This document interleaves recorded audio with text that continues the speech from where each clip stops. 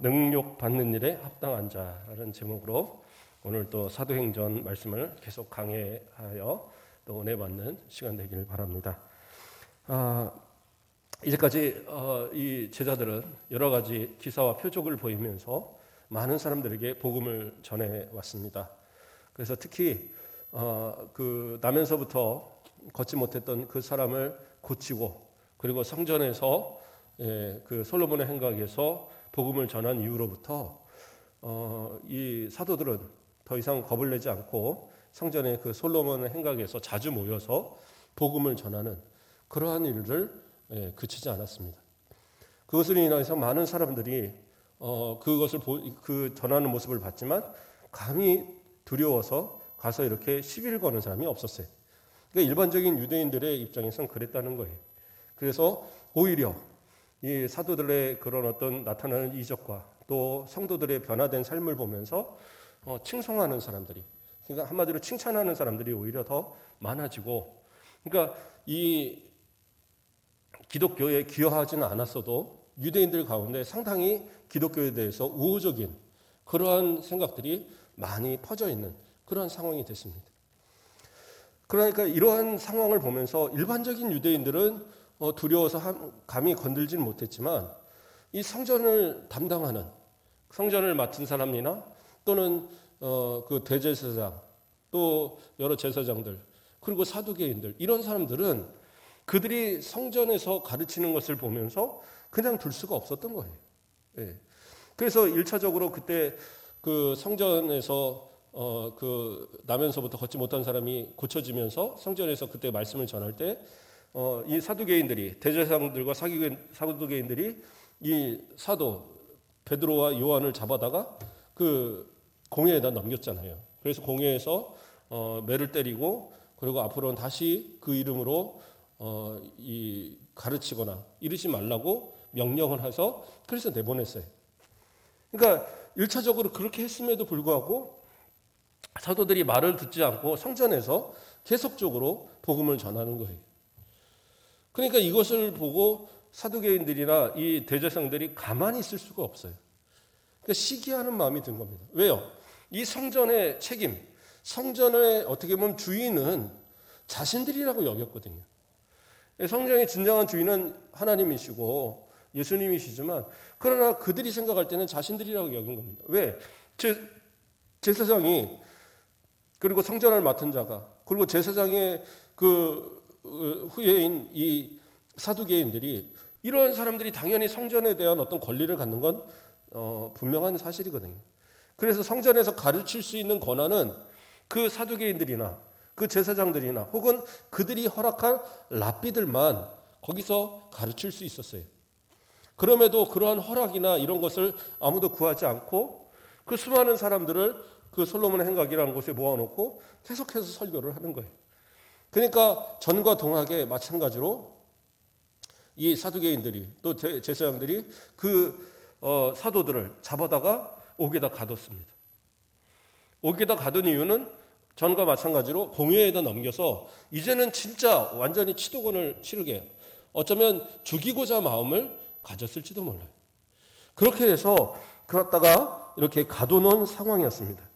근데 그 가둬놓았는데, 근데 이제 그 다음 날이 되니까 그 계획대로 이제 공회를 모은 겁니다. 공회를 모으고 지역에 있는 장로들을 모으고, 그래서 이제 같이 다 모였으니까 이제 가서 이 베드로와 또 그 사도들을 데려오라고 명령을 할 거 아니에요. 명령을 해보니까, 가서 보니까 어떻게 해요? 지키는 사람이 있어요. 그리고 이제 문도 다 닫혀 있고, 그래서 지키는 사람이 자, 문 열겠습니다 하고 열어주고 딱 들어가서 봤는데 어때요? 사도들이 없습니다. 그 사이에 일이 일어났어요. 어떤 일이 일어났습니까?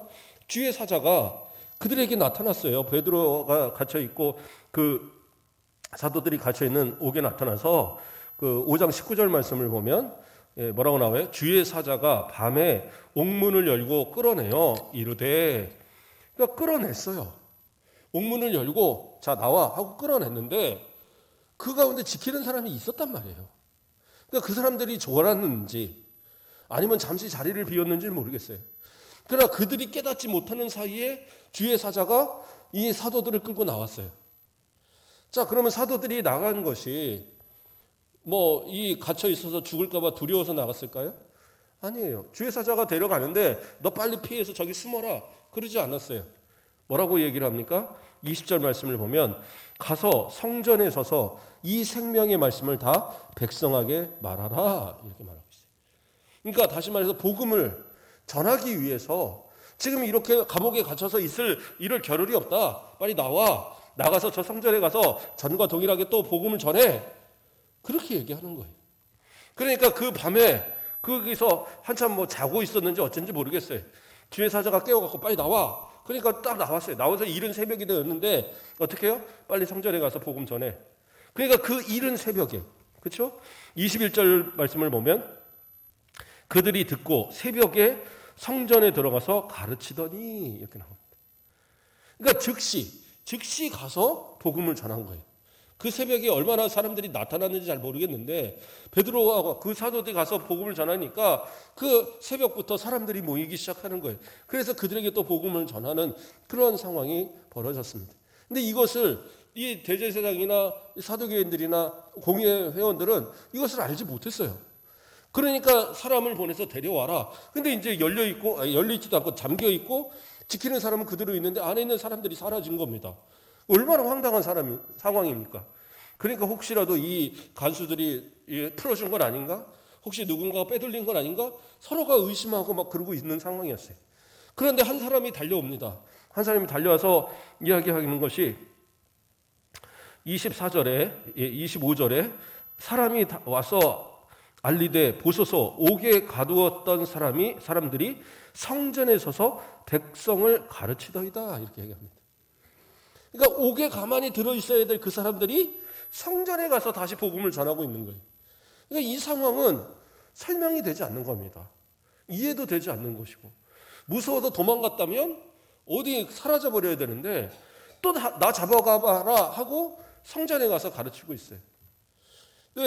더 황당한 것은 문도 잠겨 있었고 지키는 사람도 있었고 그런데 그들이 빠져나간 거예요. 이게 하나님의 기적의 역사죠. 하나님께서는 필요하시면 때로는 하나님의 일을 위해서라면 기적적인 역사들을 일으키셔요. 그것이 과연 이 사도의 시대뿐만 아니라 지금도 때로는 필요에 따라 하나님의 공급하심이 나타나더라는 거예요. 선교지 같은 데서는 이런 일들이 많이 일어난다고 하더라고요. 지금도 보면. 그래서 어떤 경우에서는 그 선교사가 세운 교회를 불태우려고 지역 주민들이 막 이제 횃불을 들고 왔는데 그거 뭐 사람들이 막 웅성웅성하고 막 소리가 나고 막 그러더라는 거예요. 야, 저기 사람이 많은가 보다. 괜히 가서 뭐 하다가는 우리가 혹시 당할 수 있으니까 그냥 오늘은 그만하고 다음에 오자 하고 가버린 거예요. 그런데 뭐 선교사가 세워놓고 아무도 오지 않는 교회에 누가 있겠어요. 그래서 그 전날 밤에 누가 거기서 웅성웅성하고 있었던 것 같은데 누구냐 물어보니까 아무도 없었다. 근데 놀라운 것은 그 시간에 그 선교사를 위해서 기도하는 성도들이 있었다라는 거예요. 그 기도의 소리가 그 선교사를 또 이렇게 살리는 그러한 또 교회를 살리는 그러한 일이 있었다. 이런 이제 제가 예화를 간증을 들은 적도 있어요. 하나님의 역사는 어떻게 일어날지 몰라요. 우리가 생각하는 전혀 그 상식 밖의 일들도 분명히 일어나요. 그렇다고 해서 뭐 날마다 그런 기적만 쫓고 이적만 쫓으라는 게 아니라 주의 복음을 위해서 하나님의 뜻이 있어서 하나님께서 계획하신 가운데는 우리가 생각하는 그 한계 이상도 분명히 있다라는 거예요. 그러나 날마다 그렇게 하는 것이 아니라 하나님의 뜻이 필요할 때 그래서 주의 사자를 데리고 와서 아직은 이 생명의 복음을 사도들이 열심히 전하고 증거해야 될 그런 때이기 때문에 아직은 순교할 때가 아니기 때문에 끌어다가 빨리 복음을 전하라고 그렇게 인도한 겁니다. 자, 그렇게 해서 성전에서 복음을 전한다는 소식을 듣고 이제 사람들을 보내요. 성전 맡은 자와 또 사람들을 보내서 데려오도록. 그런데 데려오긴 합니다. 가서 잡아오기는 하는데 성경은 뭐라고 얘기합니까?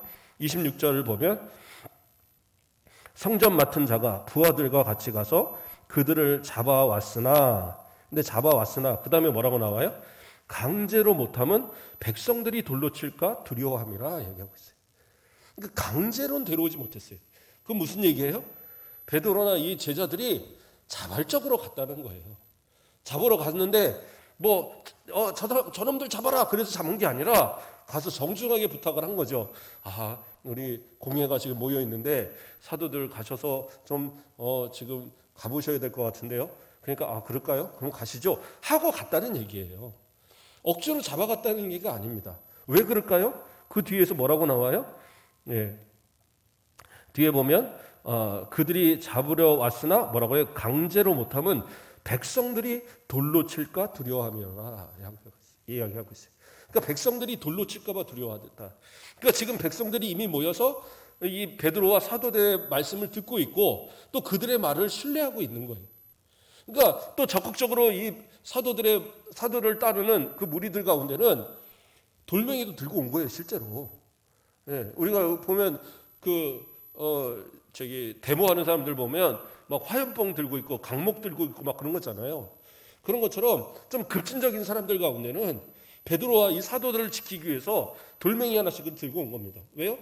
성전에서 무슨 돌멩이가 있겠어요. 그렇잖아요? 돌에 맞을까 봐 두려워하는데 돌이 어디 있겠어요? 들고 왔다라는 거예요. 여차하면 던진다. 그러니까 그걸 알기 때문에 함부로 지금 사도들을 잡지 못한 거예요. 그러나 사도들은 자발적으로 이것이 또 하나님의 복음을, 그리스도의 복음을 전할 증거할 만한 기회다 생각하고 그곳으로 갑니다. 가서 이제 있습니다. 그리고 이제 공회에서 신문을 하는 거예요. 그 5장 28절을 보면 이르되 우리가 이 이름으로 사람을 가르치지 말라고 엄금하였으되 너희가 너희 가르침을 예루살렘에 가득하게 하니 이 사람의 피를 우리에게로 돌리고자 함이로다. 이러면서 우리 분명히 그 이름으로 아무것도 가르치지 말라고 했는데 왜 가르치냐라고 지금 책망하고 있습니다. 완전히 분노하고 있는 그러한 일이에요. 그러면 왜 사도들을 잡아오고 왜 그들에게 예수의 이름으로 가르치는 것을 금하느냐? 왜 그랬을까요? 첫째는 그들이 주장하는 것이 뭐예요? 예수 그리스도를 말씀하는데 예수 그리스도가 어떻게 해요? 그들이 잡아 죽였는데 십자가에 매달게 했는데 그 십자가에 매달게 한 그 예수를 하나님께서 부활시켰다. 그렇게 지금 주장하는 거예요. 하나님께서 부활시켰기 때문에 그래서 너희는 어떻게 해요? 결국에서는 제사장과 이 유대 지도자들의 무리들이 예수님을 십자가에 못 박는 것 거기까지는 성공을 했지만 그러나 그 성공한 것이 끝이 아니라 하나님께서 이 죽은 자를 살리심으로 인해서 못 박고 죽인 이 사건 자체가 잘못됐다라고 이렇게 주장이 돼버리는 거예요. 그러니까 예수 그리스도께서 살아나셨다는 이 사실을 증거하면 증거할수록 뭐예요? 이 대제사장과 그 무리들이 예수님을 십자가에 못 박은 이 사건이 불법이다라는 것을 말하게 되는 거예요. 그러니까 자신들이 불법이라고 여겨지면 어떻게 돼요? 자신들의 지도력이 상실되겠죠. 그 전까지는 예수님께서 이제 활동하시는 이때까지는 이 이스라엘에는 왕이 없었어요. 그렇죠?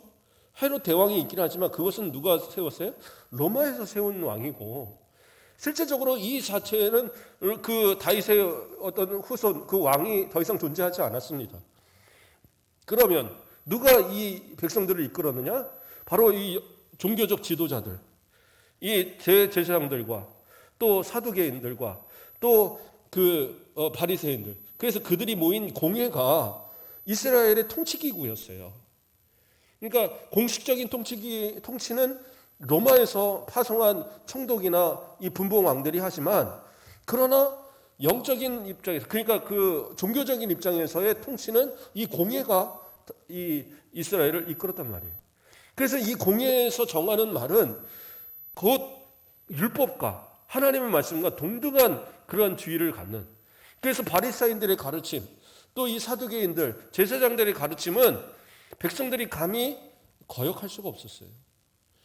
그래서 예수 그리스도를 십자가에 못 박을 때도 이 공회가 결정을 하고 이 사람은 신성모독이다 결정을 하고 십자가에 못 박도록 빌라도에게 요청을 하니까, 그래서 십자가에 못 박게 되니까 백성들도 동조해서 그래, 저 사람은 그러면 신성 모독자구나, 우리가 잘못 알았구나, 예수는 못 박아라, 함께 동조했단 말이에요.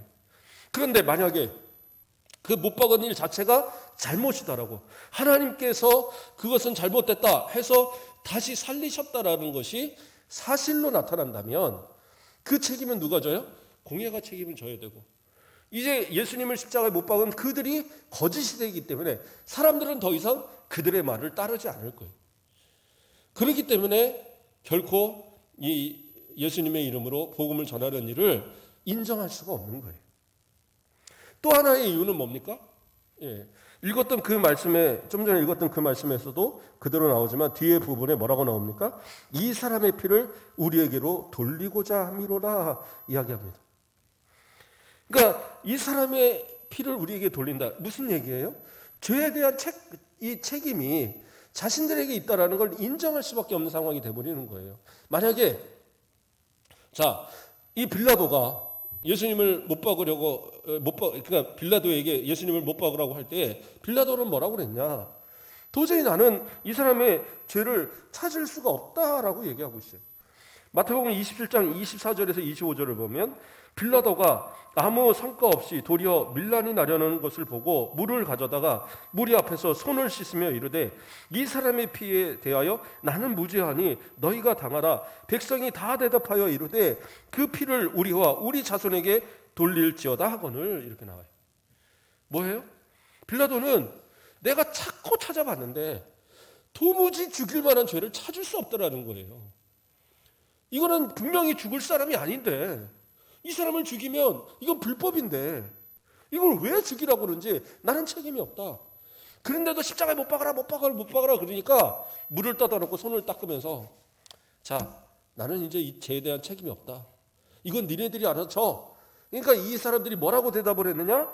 우리와 우리 후손들이 이 죄에 대한 값을 책임지겠다라고 공언을 했어요. 그러니까 뭐예요? 이 사람이 진짜 메시아면, 이 사람이 진짜 그리스도면, 진짜 하나님의 아들이면 우리가 벌 받을게, 우리가 심판 받을게, 그렇게 이야기한 거예요. 그런데 어떻게 해요? 만약에 이 사도들이 증거하는 것처럼 예수님이 진짜 부활했다면, 그리고 하나님께서 진짜 예수님을 승천시켜서 다시 오실 주님으로 이렇게 인정하셨다고 한다면, 그러면 자신들은 어떻게 해요? 자신들의 그 말처럼 그 저주를 자신들이 책임져야 되는 거예요. 그러니까 또 끝까지 자기들은 어떻게 해요? 이거를 부인할 수밖에 없는 거예요. 분명히 예수님은 신성모독을 한 사람이어야 되고 정말 가짜 그리스도여야 되고 그는 죽어 마땅한 그러한 사람이어야지만 자신들이 자유로울 수 있는 거예요. 사람들은 좀 그런 것 같아요. 자신이 잘못이 있다, 오해다, 그러면 그걸 인정하면 되거든요. 이거는 오해고 이거는 내 잘못이고 인정하면 되는데 사람들 그걸 못해요. 자신이 그것에 대한 책임을 져야 된다는 생각이 주어지면 그때는 어떤 거짓말로도 그것을 자꾸 모면하려고 하는 거예요. 그러니까 더 큰 죄로 자꾸 나아가게 됩니다. 사실 사람들이 서로 원수지고 등을 지는 거 보면 정말 아무것도 아닌 경우가 대단히 많아요. 그런데 어떻게 됩니까? 저 사람이 이랬다더라, 저 사람이 이랬다, 서로 막 비방과 전혀 없던 일을 만약 있는 것처럼, 그렇죠? 처녀가 애를 가졌다, 왜 이거 말도 안 되는 상황들을 소문이 나는 이런 이유처럼 정말 근거 없는 이야기들이 막 나오면서 어떻게 해요? 그것으로 인해서 서로가 원수가 되는 그런 경우들이 많이 있는 거죠. 이 사람들도 자신들이 근거 없이 이야기하고 근거 없이 예수를 십자가에 못 박았기 때문에 그 책임을 이제 져야 하는 그런 상황이 이제 도래한 거예요. 그렇기 때문에 결코 그것을 인정할 수가 없는 겁니다. 근데 거기서 이제 베드로가 그 답변에 대제사장과 그 공회의 답변에 이제 이야기합니다. 뭐라고 얘기합니까? 29절부터 베드로와 사도들이 대답하여 이르되 사람보다 하나님께 순종하는 것이 마땅하니라. 그러니까 사람의 말에 내가 순종할 수 없다. 예수의 이름으로 말하지 말라는 거 난 순종 못해. 왜? 이거는 하나님이 내게 명령하신 거야. 이렇게 얘기합니다. 그리고 이어서 뭐라고 그래요? 너희가 나무에 달아 죽인 예수를 우리 조상의 하나님이 살리시고 이스라엘에게 회개와 죄사함을 주시려고 그를 오른손에 높이사 임금과 구주로 삼으셨느니라. 우리가 이 일의 증인이요 하나님이 자기에게 순종하는 자들에게 주시는 성령도 그러하니라 하더라. 뭐야 그래요? 너희가 죽인 예수 그리스도, 그 예수 그리스도를 하나님이 살리셨다. 아주 가슴 아프고 정말 찔릴 만한 일을 그대로 직격으로 얘기합니다. 그리고 뭐라고 그래요? 그러면서 하는 얘기가 너희에게 회개와 이스라엘에게 회개함과 죄사함을 주시려고.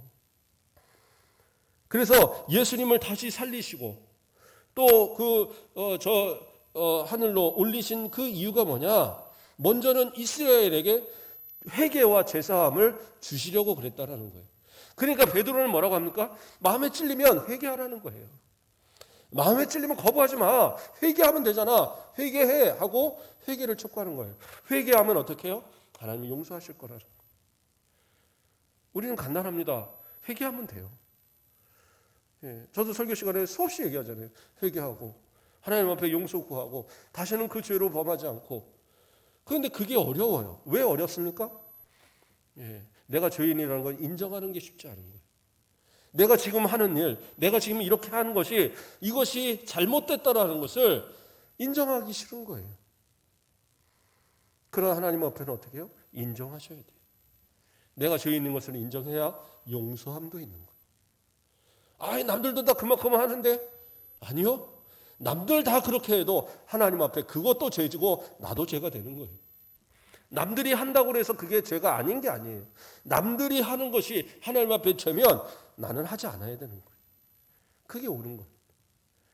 지금 이 베드로는 오히려 자신을 향해서 그 이름으로 아무것도 하지 마라 외치는 그들을 향해서 아니요, 그 이름으로 회개해야 하지만 용서받습니다. 이것을 외치고 있어요. 그러니까 이 소식을 들은 이제 이 사람들이 어떻게 합니까? 화가 났어요. 그렇죠? 또한 이제 성령이 증거하신다. 지금 성령이 계속 성령의 은사가 막 드러났잖아요. 그러니까 사람들이 이것이 증거가 돼서 사람들이 막 믿기 시작한 겁니다. 그러니까 이제 화가 나서 33절에 뭐라고 그래요? 그들이 듣고 크게 노하여 사도들을 없이 하고자 할세. 예, 사도들을 죽이기로 마음먹었어요. 아, 이건 도저히 안 되겠다. 말로 안 되겠다. 저 사람들 죽여버리자. 예, 재판이고 뭐고 필요 없고 공의의 이름으로 그냥 갖다 죽여버리자. 예, 그렇게 이제 이야기를 한 겁니다. 근데 그때 한 사람이 나타나요. 누구요? 34절에 보면 바리새인 가말리엘은 율법교사로 모든 백성에게 존경받는 자라. 가말리엘이 나타납니다. 가말리엘은 어디서 들어본 사람이죠? 누굽니까? 예, 사도 바울의 선생님입니다. 스승이. 그러니까 가말리엘 문화에서 내가 수학했다, 바리새인의 교육을 받았다라고 바울이 직접 얘기하잖아요. 그래서 가말리엘은 당시에 가장 위대한 학자로 인정받는 그러한 학자 중에 한 사람이 바로 이 가말리엘입니다.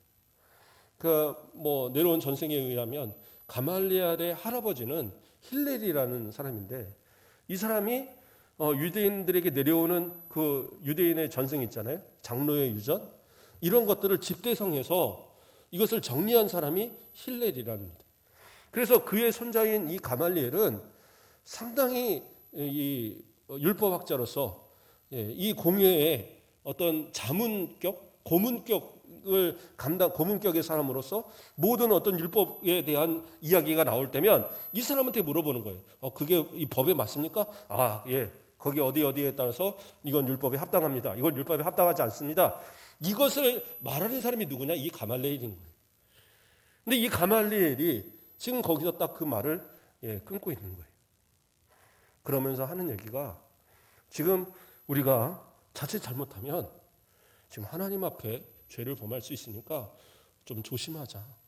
그리고 내 말 좀 들어봐라. 이제 이렇게 얘기하는 거예요. 또 이제 문헌에 의하면 이 가말리엘은 어떤 사람이냐면 그 아버지가 시므온이라고 합니다. 시므온이 누구냐? 예수님께서 아기 예수가 그 8일이 되어서 난지 8일이 되어서 성전에 할례 받기 위해서 그리고 제물을 드리기 위해서 올라갔을 때에 그때에 이 시므온이 그렇죠? 하나님 앞에 어떤 계시를 받았었는데 뭐예요? 네가 한마디로 올 그리스도를 만나기 전까지는 넌 죽지 않아. 그렇게 이제 예언을 한 거예요. 근데 이 아기 예수를 보고 그가 그리스도라는 사실을 알고 그를 품에 안고 축복하며 기도했던 사람이 시므온이었어요. 그 시므온의 아들이 가말리엘이라고 이렇게 내려오고 있어요.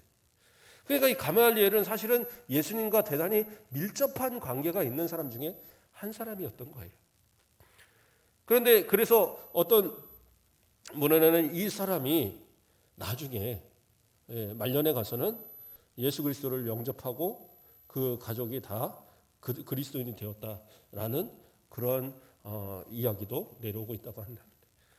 그래서 어떤 분들은 이 가멜레엘이 이미 그 마음속에서는 예수 그리스도를 믿지만 겉으로 드러내지 못한 그러한 사람이 아닐까.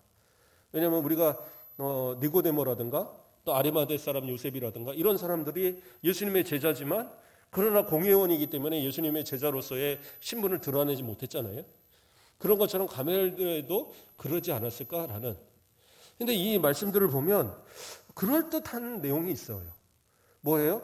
이 가말리엘이 뭐라고 얘기합니까? 35절 말씀을 보면 말하되 이스라엘 사람들아 너희가 이 사람에게 대하여 어떻게 하려는지 조심하라 이렇게 얘기하고 이어서 말하는 것이 36절에서는 드다가 일어나 스스로 선전함에 나오고 또 37절에서는 호적할 때에 갈릴리 유다가 일어나 백성을 깨어 이렇게 나옵니다. 그래서 드다라는 사람과 유다라는 사람을 들어요. 이 사람들이 뭐라고 그럴까요? 자신들이 이제 어떤 이제 그리스도다 이런 식의 이제 모습을 나타내며 사람들을 선동했던 거예요. 그래서 몇백 명씩 그를 따르는 사람들이 나타났었고, 근데 이 사람들이 결국에는 반역죄로 다 처형을 당했어요. 그러고 나니까 그 따르는 무리들이 그렇게 많았던 사람들이 순식간에 다 사라져 버렸더라는 거예요. 아무도 남지 않았다는 거예요. 그러니까 만약에 예수님이 가짜라, 예수님이 그리스도가 아니고 사도들이 전하는 것이 거짓말이다. 그러면 내버려둬도 그 드다나 유다처럼 다 사라져 버릴 거다. 그 후예들처럼 다 사라져 버릴 거다. 그런데 우리가 억지로 그 사람들을 데려다 죽이고 이렇게 한다면 자칫 이것이 하나님을 대적하는 일이 될 수 있지 않겠느냐. 그러니까 그냥 좀 내버려둬서 좀 지켜보자. 그들이 어떻게 되는가를 좀 지켜보자. 이렇게 가말리엘이 이야기를 합니다. 사실은 가말리엘은 바리새인이에요. 이 공회에 거의 70%가 사실은 사두개인들이랍니다. 제사장들과 사두개인들이고 한 30%가 바리새인들이에요. 그래서 바리새인들의 입김이 그렇게 세진 않아요. 그리고 가말리엘이 왜 이 사도들과 이 사두개인들 사이에 중립적인 입장을 취했느냐.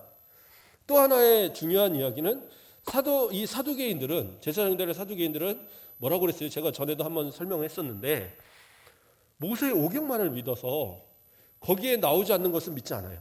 그러니까 모세의 오경에는 부활이 나오지 않습니다. 모세고 뭐 아론이고 뭐 누구고 다 죽은 이야기는 나오지만 부활에 대한 이야기는 나오지 않아요. 그렇기 때문에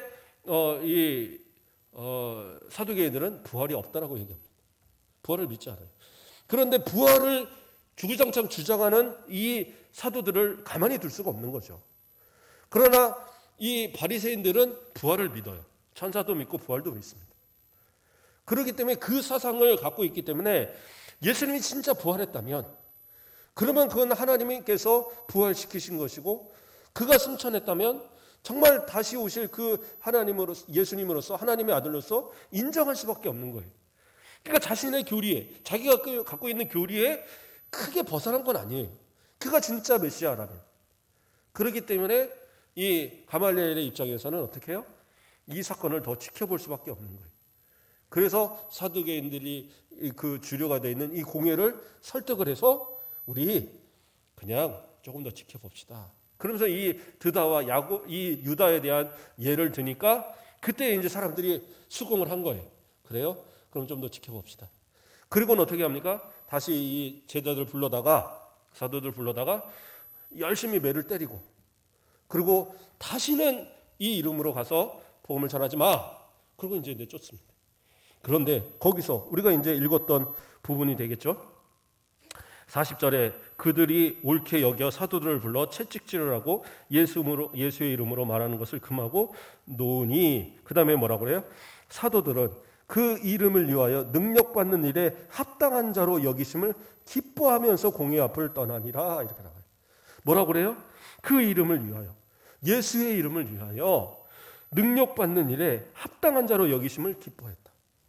그러니까 하나님께서 다른 사람도 아니고 우리들을 주님을 위해서, 주의 이름을 위해서 이렇게 핍박받게 하시다니, 이런 능력을 당하게 하시다니, 예수님이 십자가에서 당하신 능력처럼, 예수님이 그렇게 매를 채찍을 맞으며 당한 능력처럼 나도 이런 능력을 당하게 하시다니 이것이 얼마나 감사합니까? 하나님 앞에 기뻐하면서 감사의 모습을 보였다라는 거예요.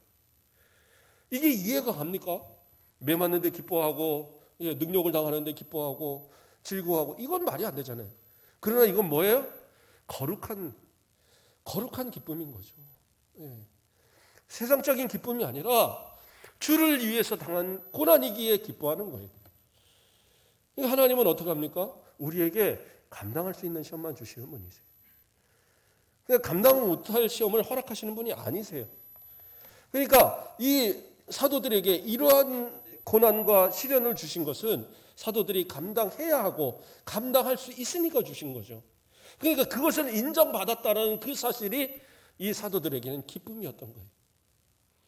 예수님 잡히실 때 무서워서 벌벌 떨며 도망갔던 그들이었는데, 예수님을 부인하고 3번이나 부인하고 그리고 나는 모른다 하고 도망갔던 베드로였는데, 그럼에도 불구하고 다시 한번 예수님을 부인하지 않을 수 있는 기회를 주시니까, 그러니까 그 감격에 기뻐하였던 거예요. 매를 맞아도, 그렇게 치우도원을 당해도 그들은 기뻐하고, 그리고 어떻게 해요? 42절에 오히려 그들이 날마다 성전에 있든지 집에 있든지 예수는 그리스도라 하고 가르치기와 전도하기를 그치지 아니하니라. 아무리 매를 때리건 아무리 핍박을 하건 예수를 그리스도라고 증거하고 가르치는 이 일 이제는 포기할 수 없다. 맞아 보니까 맞을 만하다 이거죠. 이 정도는 이길 만하다. 그렇잖아요. 고난도요, 예수의 이름으로 이겨내면 이길 수 있어요. 성장한 믿음의 사람은요, 작은 고난 갖고 시련 갖고 그렇게 힘들어하지 않아요. 믿음이 연약할 때 그것도 힘든 거예요. 그러나 믿음이 성장하면 어느 순간 그건 아무것도 아닌 거예요.